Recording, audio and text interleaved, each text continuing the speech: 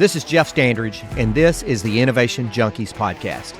If you want to drastically improve your business, learn proven growth strategies, and generate sustained results for your organization, you've come to the right place. Welcome to the Innovation Junkies podcast.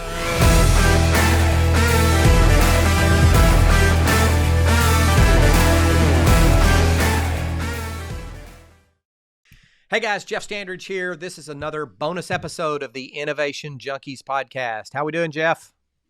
Nothing better than a bonus episode. It's like That's right. Today we're talking about our outlook for 2022, specifically as it relates to innovation. What do you think? Yeah, I mean, I think that the pandemic has accelerated some trends, some mega trends that we've seen all the way along. But the stuff that I'm constantly looking at these days is the rise of EVs, electric vehicles. I think that's one of the things that we're going to see an ongoing pace of development. I think the pacing item there that'll be real interesting to see if it catches up is the infrastructure. Right now, there's still range anxiety. There's delays in recharging, but I actually think EVs are going to make a big impact this year. I would also say another category in innovation that I'm seeing is drones for last mile delivery. We know that the local big player, Walmart, has got at least 2 major trials going on with Zipline. This is all publicly available information, and Drone Up for last mile delivery. I think you're going to see more drone UAV. You're going to see some FAA action on some of that to make it easier. Some of them will be autonomous, some of them will be controlled, but you'll see more and more use of drones and autonomous vehicles for delivery to add efficiencies in.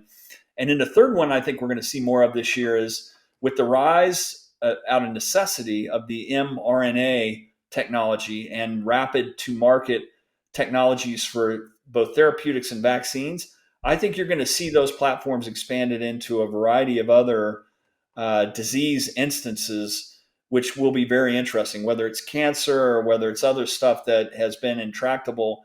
I think those platforms are going to become even more widely accepted, and are going to have more positive impacts during the course of this year beyond what we're seeing with COVID. Those are 3 that I would anticipate being a big deal this year. Yeah, I think you're right. And those are 3 very easy to see innovations. You have, gas powered vehicles. Now you have electric vehicles, or you have, last mile delivery happening via a semi truck and a train. Yeah. And now you've got a drone, right? So very easy. That's what Admiral Obvious can come up with. So. Hey, no, I like it. I'm not criticizing, but I'm establishing the juxtaposition of the ones that we won't see very much of. And I think that's the continued proliferation of AI and machine learning, and the honing of that, if you will, to solve everyday problems that we may not even know it's happening behind the scenes. Getting more precise in how we predict customer behavior, getting more precise in how we predict patient behavior, getting more precise in how we can prescribe personalized medicine for individuals based upon some of their social determinants of health and some of their lifestyle behaviors and lifestyle characteristics and what have you. I think we will continue to see things happening that on the outside look just like services are getting better and much more precise, but not realizing that's what's really driving that behind the scenes, or behind the curtain, if you will, is a continued advancement and proliferation of artificial intelligence and machine learning.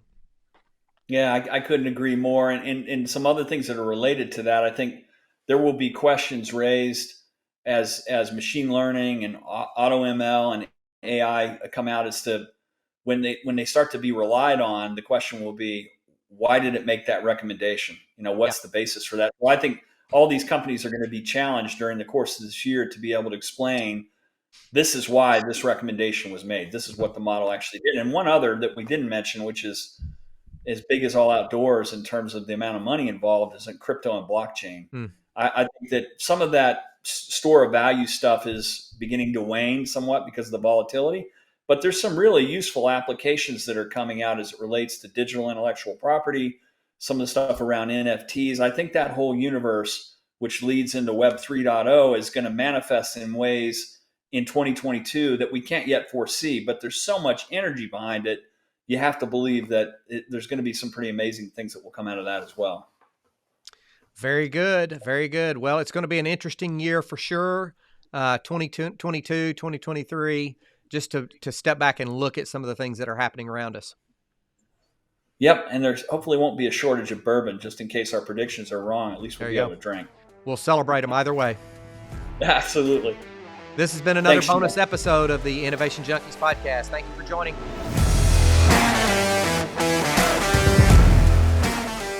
Hey folks, this is Jeff Amrine. We want to thank you for tuning in. We sincerely appreciate your time. If you're enjoying the Innovation Junkies podcast, please do us a huge favor. Click the subscribe button right now and please leave us a review. It would mean the world to both of us. And don't forget to share us on social media.